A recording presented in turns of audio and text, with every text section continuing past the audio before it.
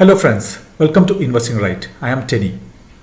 Hello friends, investing റൈറ്റിന്റെ മറ്റൊരു എപ്പിസോഡിലേക്ക് സ്വാഗതം. ഇന്ന് നാം സംസാരിക്കാൻ പോകുന്ന വിഷയം സ്മോൾ കേസിനെ പറ്റിയിട്ടാണ്. ആദ്യകാലത്ത് ഇൻവെസ്റ്റേഴ്സിന് ഇൻവെസ്റ്റ് ചെയ്യാനായിട്ട് ഡയറക്ട്ലി സ്റ്റോക്കിൽ ഇൻവെസ്റ്റ് ചെയ്യാൻ മാത്രമായിട്ടുള്ള ഒരു അവസരം മാത്രമേ ഉണ്ടായിരുന്നുള്ളൂ.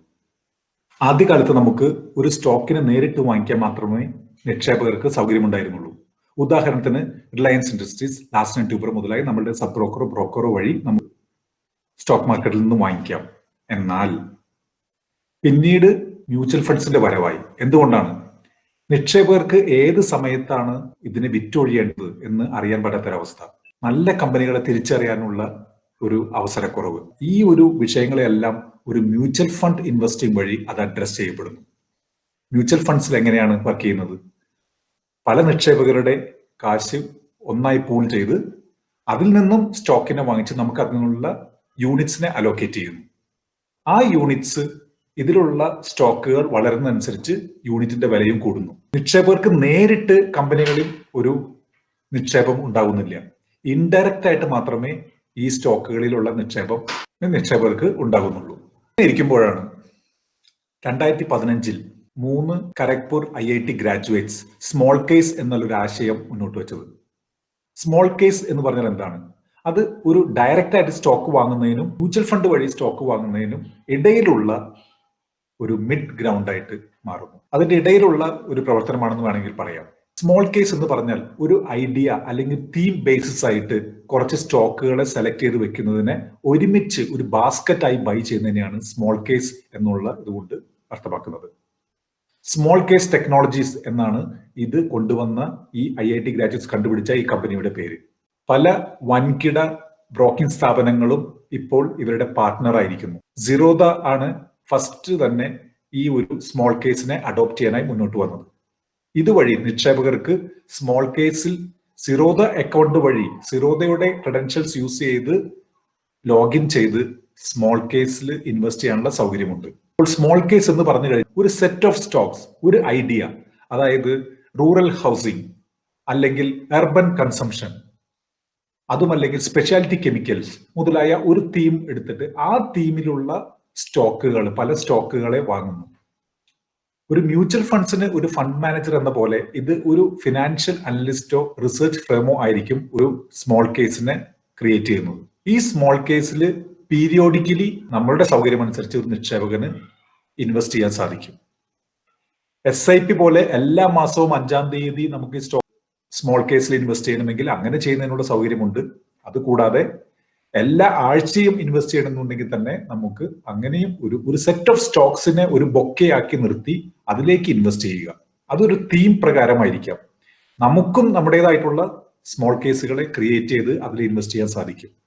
എല്ലാ മാസവും കൃത്യമായി ഒരു സെറ്റ് ഓഫ് സ്റ്റോക്കുകളിൽ ഇൻവെസ്റ്റ് ചെയ്യാൻ നമ്മൾ തീരുമാനിക്കുകയാണ്. 5 സ്റ്റോക്കുകൾ, HDFC, Reliance, HDFC life, Larsen and Toubro and ICICI bank, ഇതിൽ മാത്രം ഇൻവെസ്റ്റ് ചെയ്യണം എല്ലാ 2 ആഴ്ച കൂടുമ്പോഴും എന്ന് നമ്മൾ തീരുമാനിക്കുകയാണെങ്കിൽ ഈ 5 സ്റ്റോക്കുകൾ വെച്ചൊരു സ്മോൾ കേസ് ക്രിയേറ്റ് ചെയ്ത് ആ സ്മോൾ കേസിൽ നമ്മൾ ഓരോ പ്രാവശ്യവും ഈ 2 ആഴ്ച കൂടുമ്പോൾ നമ്മൾ മാനുവലി പോയി ഇതിലേക്കുള്ള ഇൻവെസ്റ്റ്മെന്റ് ചെയ്താൽ നന്നായിരിക്കും. ഇനി നമുക്ക് അതിന്റെ ഡീറ്റെയിൽസിലേക്ക് പോകാം. സ്മോൾ കേസ് എന്ന് നമ്മൾ ഗൂഗിളിൽ സെർച്ച് ചെയ്ത് കഴിഞ്ഞാൽ നമുക്ക് കിട്ടുന്ന ആദ്യം വരുന്ന ലിങ്കിൽ ക്ലിക്ക് ചെയ്ത് കഴിഞ്ഞാൽ ഈ ഒരു പേജിലേക്കാണ് നമ്മൾ വരിക. ഇതുവഴി നമുക്ക് പല സ്മോൾ കേസുകളിലേക്കും ഇൻവെസ്റ്റ് ചെയ്യാം. ഇതുകൂടാതെ നമ്മൾ നോക്കുകയാണെങ്കിൽ പല വിധത്തിലുള്ള സ്മോൾ കേസുകൾ ഇതിൽ ക്രിയേറ്റ് ചെയ്തിരിക്കുന്നതിന് നമുക്ക് ഇതിൽ കാണാൻ സാധിക്കും. ഉദാഹരണത്തിന് സ്പെഷ്യാലിറ്റി കെമിക്കൽസ് എന്ന് നമ്മളിവിടെ സെർച്ച് ചെയ്ത് കഴിഞ്ഞാൽ നമുക്ക് സ്പെഷ്യാലിറ്റി കെമിക്കൽസിലുള്ള സ്മോൾ കേസിനെ കാണാൻ സാധിക്കും.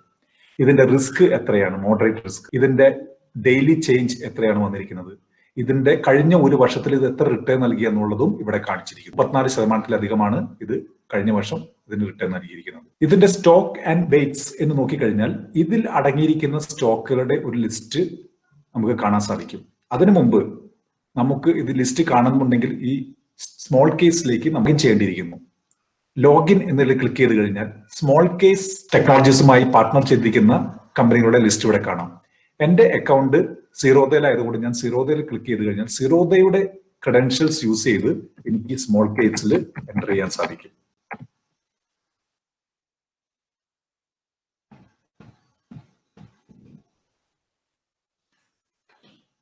സ്റ്റോക്സ് ആൻഡ് വെയ്റ്റ്സ് എന്ന് നോക്കിക്കഴിഞ്ഞാൽ ഈ പർട്ടിക്കുലർ സ്മോൾ കേസിൽ, അതായത് ഇതൊരു ബൊക്കെ ഓഫ് സ്റ്റോക്സ് ആണ്, കുറച്ച് സ്റ്റോക്കുകൾ ഒരുമിച്ച് അടങ്ങിയിരിക്കുന്ന ഒരു ബാസ്ക്കറ്റ്. ഈ ബാസ്ക്കറ്റിൽ ഏതെല്ലാമാണെന്ന് നമുക്ക് കാണാം. സ്പെഷ്യാലിറ്റി കെമിക്കൽസ് ഞാൻ തിരഞ്ഞെടുക്കുന്നത് കൊണ്ട് സ്പെഷ്യാലിറ്റി കെമിക്കൽസിലെ പ്രമുഖമായ Aarti Industries, advance enzyme, Vinati Organics, fine organics മുതലായ കമ്പനികൾ ഇതിൽ ഉള്ളതായിട്ട് നമുക്ക് കാണാം. ഈ സ്മോൾ കേസിൽ നമ്മൾ ഇൻവെസ്റ്റ് ചെയ്യണമെന്നുണ്ടെങ്കിൽ ഇവിടെ ഈ ഒരു ബട്ടണിൽ ക്ലിക്ക് ചെയ്ത് നമുക്ക് ഇൻവെസ്റ്റ് ചെയ്യാവുന്നതാണ്. എത്ര രൂപയാണ് ഈ സ്മോൾ കേസിൽ ഇൻവെസ്റ്റ് ചെയ്യാനായിട്ടുള്ള മിനിമം വേണ്ടതെന്ന് വെച്ച് കഴിഞ്ഞാൽ അത് ഇവിടെ കൊടുത്തിരിക്കുന്നു. 52,850 രൂപയാണ് ഈ പർട്ടിക്കുലർ സ്മോൾ കേസിൽ ഇൻവെസ്റ്റ് ചെയ്യാനായിട്ട് നമുക്ക് വേണ്ടത്.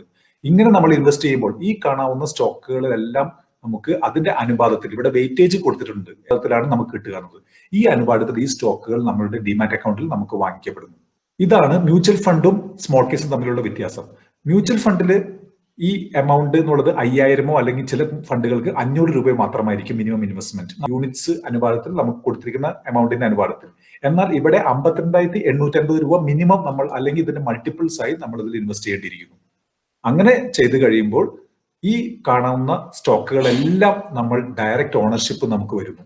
മ്യൂച്വൽ ഫണ്ട്സിന്റെ കേസിൽ നമുക്കൊരു ഡയറക്റ്റ് കമ്പനി ഓണർഷിപ്പ് കിട്ടുന്നില്ല, ഒരു ഇൻഡയറക്ട്ലി മാത്രമേ ഒരു കമ്പനിയുടെ ഓണർഷിപ്പ് കിട്ടുന്നുള്ളൂ. ഇപ്പോൾ ഒരു കമ്പനിയുടെ നമ്മളൊരു ഷെയർ ഹോൾഡറായി മാറുന്നു ഈ സ്മോൾ കേസ് വഴി ഇൻവെസ്റ്റ് ചെയ്താൽ തന്നെ. ഈ ഓവർവ്യൂവിൽ നോക്കിക്കഴിഞ്ഞാൽ, ഈ ഫാക്ട് ഷീറ്റ് നോക്കിക്കഴിഞ്ഞാൽ ഈ പർട്ടിക്കുലർ സ്മോൾ കേസ് ആരാണ് ക്രിയേറ്റ് ചെയ്തിരിക്കുന്നത് നമുക്കിവിടെ കാണാൻ സാധിക്കും. ഇവിടെ നമുക്ക് കാണാം വിൻമിൽ ക്യാപിറ്റലാണ് ഈ സ്മോൾ കേസ് ക്രിയേറ്റ് ചെയ്തിരിക്കുന്നത്. അതുപോലെ വേറെ ഒരു റിസർച്ച് ഫേം ആയിരിക്കാം മറ്റ് ഒരു സ്മോൾ കേസ് ക്രിയേറ്റ് ചെയ്തിരിക്കുന്നത്. അങ്ങനെ പല സ്മോൾ കേസുകളും നമ്മൾ ഇത് കണ്ട പോലെ equity and gold, top 100 stocks, pharma tracker, dividend aristocrat, അങ്ങനെ പല സ്മോൾ കേസുകളും അവൈലബിൾ ആയിട്ടുണ്ട്. ടോപ്പ് 100 സ്റ്റോക്സിന് വെറും 654 രൂപ മാത്രമാണ് നമ്മൾ മുടക്കേണ്ടത് അതിന്റെ ഒരു സ്മോൾ കേസ് ഇത് വാങ്ങുന്നതിന്. സ്മോൾ കേസ് ഡയറക്റ്റ് സ്റ്റോക്സിലായിരുന്നു മുമ്പ് നമ്മൾ ഇൻവെസ്റ്റ് ചെയ്യുന്നത്, പിന്നീട് മ്യൂച്വൽ ഫണ്ട് വന്നു. മ്യൂച്വൽ ഫണ്ട് എങ്ങനെ വർക്ക് ചെയ്യുന്നത് നമ്മൾ കണ്ടു. ഒരു തീം അല്ലെങ്കിൽ ഐഡിയ ബേസ് ചെയ്തിട്ടാണ് സ്മോൾ കേസ് വർക്ക് ചെയ്യുന്നത്. Rural demand, falling interest rate മുതലായതാണ് ഇതിന്റെ ഒരു ഉദാഹരണത്തിന് പറയാവുന്നത്. നമ്മളുടേതായിട്ടുള്ള സ്മോൾ കേസുകൾ ക്രിയേറ്റ് ചെയ്ത് നമുക്ക് ഇൻവെസ്റ്റ് ചെയ്യാൻ സാധിക്കും. ഈ സ്മോൾ കേസുമായി പാർട്ട്ണർ ചെയ്തിരിക്കുന്ന ഒരു ബ്രോക്കിംഗ് ഹൗസിൽ നമുക്ക് ക്രെഡൻഷ്യൽ, അതിലൊരു മെമ്പർ നമ്മളായിരിക്കണം. HDFC സെക്യൂരിറ്റീസും കോട്ടക് സെക്യൂരിറ്റീസും എല്ലാം ഇപ്പോൾ ഇത് അഫിലിയേറ്റ് ചെയ്തിരിക്കുന്നു. മാത്രമല്ല HDFC ഒരു അൺഡിസ്ക്ലോസ് സമ്മിൽ ഈ സ്മോൾ കേസ് ടെക്നോളജീസ് എന്ന കമ്പനിയിൽ അതിൽ ഒരു ഓണർഷിപ്പ് വാങ്ങിയിരിക്കുന്നു. എന്തൊക്കെയാണ് സ്മോൾ കേസിന്റെ ചാർജസ് വരുന്നത്? സിറോദ വഴി നമ്മൾ ഇൻവെസ്റ്റ് ചെയ്യുകയാണെങ്കിൽ ഒരു സ്മോൾ കേസ് നമ്മൾ വാങ്ങി തുടങ്ങുമ്പോൾ 100 രൂപയും അതിന്റെ 18% GST 118 രൂപയാണ് നമുക്ക് കൊടുക്കേണ്ടത്. അത് കൂടാതെ അതിലുള്ള സ്റ്റോക്കുകൾ വാങ്ങുമ്പോൾ നമ്മൾ സാധാരണ കൊടുക്കാറുള്ള എമൗണ്ടും അതിന് കൊടുക്കണം. അതായത് 10 സ്റ്റോക്കുകൾ അടങ്ങുന്ന ഒരു സ്മോൾ കേസ് ആണെന്നുണ്ടെങ്കിൽ അത് തുടങ്ങാൻ നേരത്ത് മാത്രം നമ്മൾ 118 രൂപ ഒരു സമയത്ത് മാത്രമായിട്ട് വൺ ടൈം ആയിട്ട് നമ്മൾ അടയ്ക്കേണ്ടിയിരിക്കുന്നു. അതിനുശേഷം എല്ലാ മാസവും ഈ സ്മോൾ കേസ് എല്ലാ മാസവും ഒരു മാസത്തിൽ 3 പ്രാവശ്യമോ ആയിട്ട് നമുക്ക് വാങ്ങാവുന്നതാണ്. പിന്നീട് ഈ 118 രൂപ ഈ പർട്ടിക്കുലർ സ്മോൾ കേസിന് വേണ്ടി അടയ്ക്കേണ്ടതില്ല. എന്നാൽ ഈ 10 സ്റ്റോക്കുകൾ നമ്മൾ തനിയെ വാങ്ങുമ്പോൾ അടയ്ക്കേണ്ട ഡിമാറ്റ് ചാർജസ്, STT മുതലായവ നമ്മൾ ഓരോ പ്രാവശ്യവും ഇതിന്റെ സ്റ്റോക്കുകൾ വാങ്ങുമ്പോൾ അടയ്ക്കേണ്ടിയിരിക്കുന്നു. ഇതുപോലെ തന്നെ വേറൊരു സ്മോൾ കേസ്, റൂറൽ ഹൗസിംഗ് എന്നുള്ള തീമിലുള്ള ഒരു സ്മോൾ കേസ് നമുക്ക് ഇനി മുതൽ യൂസ് ചെയ്ത് തുടങ്ങണമെന്നുണ്ടെങ്കിൽ അപ്പോഴും വീണ്ടും 118 രൂപ കൊടുത്ത് ഈ ഒരു സ്മോൾ കേസിലേക്ക് ഒരു എൻട്രി കിട്ടിയതിനു ശേഷം ഒരിക്കൽ നമുക്ക് ഇതിനെ വാങ്ങാൻ സാധിക്കും. മ്യൂച്വൽ ഫണ്ടിൽ ഇല്ലാത്ത പോലെ നമുക്ക് നേരിട്ടുള്ള കമ്പനികളുടെ ഓണർഷിപ്പ് ഇതുവഴി കിട്ടുന്നു. എത്ര രൂപയാണ് ഇൻവെസ്റ്റ് ചെയ്യേണ്ടതെന്നുള്ളത് നമ്മൾ കണ്ടു. അത് ഓരോ സ്മോൾ കേസ് തമ്മിൽ വ്യത്യാസപ്പെട്ടിരിക്കുന്നു. ഈ സ്മോൾ കേസുകളെ ഓരോ സമയത്തും അത് റീബാലൻസ് ചെയ്തുകൊണ്ടിരിക്കും ആ റിസർച്ച് ഫേം. അത് ക്രിയേറ്റ് ചെയ്ത റിസർച്ച് ഫേം പുതിയ സ്റ്റോക്കുകൾ ആഡ് ചെയ്യും, ചിലതിനെടുത്ത് മാറ്റും. അതുകൊണ്ട് തന്നെ ആ ഒരു മിനിമം എമൗണ്ട് എന്നുള്ളത് ഓരോ പ്രാവശ്യവും അത് മാറിക്കൊണ്ടിരിക്കും. ഫണ്ട് മാനേജറുടെ ഒരു സാന്നിധ്യം ഒരു സ്മോൾ കേസിനില്ല. പകരം ഒരു കമ്പനിയുടെ പേരാണ് നമുക്ക് കാണാൻ സാധിക്കുക. ഫോർ എക്സാമ്പിൾ, ഒരു ആക്സിസ് മിഡ് ക്യാപ് ഫണ്ട് നമ്മൾ വാങ്ങുകയാണെങ്കിൽ അതിന്റെ ഫണ്ട് മാനേജർ ആക്സിസ് AMCയിൽ വർക്ക് ചെയ്യുന്ന ഒരു വ്യക്തിയായിരിക്കും. അദ്ദേഹമായിരിക്കും അതിന്റെ ഫണ്ട് മാനേജർ, അദ്ദേഹമായിരിക്കും ആ ഫണ്ട് അതിനെ കൺട്രോൾ ചെയ്യുന്നത്. ആ ഒരു കാര്യം സ്മോൾ കേസിൽ നമ്മൾ കാണാൻ സാധിക്കില്ല. ഫൈനൽ ടേക്ക്, ഏതാണ് ബെറ്റർ എന്ന് നമ്മൾ നോക്കുകയാണെങ്കിൽ സ്മോൾ കേസിനും അതിൻ്റെതായ പോസിറ്റീവ്സ് ആൻഡ് നെഗറ്റീവ്സ് ഉണ്ട്. മ്യൂച്വൽ ഫണ്ട്സിനും അതിൻ്റെതായ പോസിറ്റീവ്സ് ആൻഡ് നെഗറ്റീവ്സ്. മ്യൂച്വൽ ഫണ്ടിലും തീം ബേസ്ഡ് ആയിട്ടുള്ള മ്യൂച്വൽ ഫണ്ട്സ് അവൈലബിൾ ആണ്. എന്നാൽ ചില പർട്ടിക്കുലർ തീമുകൾ ലൈക്ക് സ്പെഷ്യാലിറ്റി കെമിക്കൽസ്, അതുപോലെ കൂടുതൽ തരത്തിലുള്ള തീമുകളിലുള്ള സ്മോൾ കേസുകൾ നമുക്ക് അവൈലബിൾ ആണ്. അതിനാൽ ഇൻഡിവിജ്വലി ആ സ്റ്റോക്കുകളെല്ലാം ഓരോന്നിനെയായി പെറുക്കി നമ്മൾ ഇൻവെസ്റ്റ് ചെയ്യുന്നതിന് പകരം ഒരു ബാസ്ക്കറ്റ് ഓഫ് സ്റ്റോക്കിൽ ഇൻവെസ്റ്റ് ചെയ്യാനുള്ള സൗകര്യം നല്ലത് തന്നെ. എന്നാൽ ഇതിന്റെ ഒരു റീബാലൻസിങ് എന്നുള്ള ഒരു കൺസെപ്റ്റ് വരുന്നതോടുകൂടി നമ്മളുടെ ഇത് അധികം കോംപ്ലക്സിറ്റീസ് ഇതിന് കൂടുതലാണ്. അതുകൊണ്ട് തന്നെ സ്മോൾ കേസിനെ അവോയ്ഡ് ചെയ്ത് നമ്മൾ ഇപ്പോൾ കാണുന്ന മ്യൂച്വൽ ഫണ്ടിലോ അല്ലെങ്കിൽ ഡയറക്റ്റ് ആയിട്ടുള്ള സ്റ്റോക്ക് ഇൻവെസ്റ്റ്മെന്റിലോ തന്നെ കണ്ടിന്യൂ ചെയ്യുന്നതായിരിക്കും ഉത്തമം.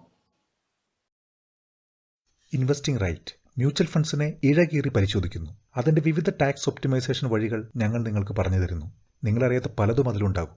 നാട്ടിലിരുന്നു കൊണ്ട് തന്നെ ഫേസ്ബുക്ക്, നെറ്റ്ഫ്ലിക്സ്, ആമസോൺ, ഗൂഗിൾ എന്നിങ്ങനെയുള്ള കമ്പനികളിൽ എങ്ങനെ ഇൻവെസ്റ്റ് ചെയ്യാം, കുട്ടികളുടെ പേരിൽ മ്യൂച്വൽ ഫണ്ട് എടുത്താൽ കിട്ടാവുന്ന ടാക്സ് സേവിങ്സ് എന്തൊക്കെ, ഒരു നല്ല ഫണ്ട് തിരഞ്ഞെടുക്കുന്നതിനുള്ള ക്രൈറ്റീരിയാസ് എന്തെല്ലാം, അതനുസരിച്ച് ഇപ്പോൾ നിക്ഷേപിക്കാവുന്ന ഫണ്ടുകൾ, റിട്ടയർമെന്റ് പ്ലാനിംഗ് എങ്ങനെ ചെയ്യാം, ഒരു വിൽപത്രം എങ്ങനെ എഴുതാം, മാർക്കറ്റിൽ അവൈലബിൾ ആയിട്ടുള്ള best insurance, best 3-in-1 account, bank account, കൂടാതെ നിക്ഷേപയോഗ്യമായിട്ടുള്ള സ്റ്റോക്കുകളുടെ അനാലിസിസ്. ഈ വീഡിയോയിൽ ഉള്ള പലതും ഒരു ലൈവ് ഇൻവെസ്റ്റർ ഓഡിയൻസിന് നടത്തുന്ന വെബിനാറിൽ നിന്നുള്ളതാണ്. ഈ ചാനൽ സബ്സ്ക്രൈബ് ചെയ്യാൻ മറക്കരുതേ.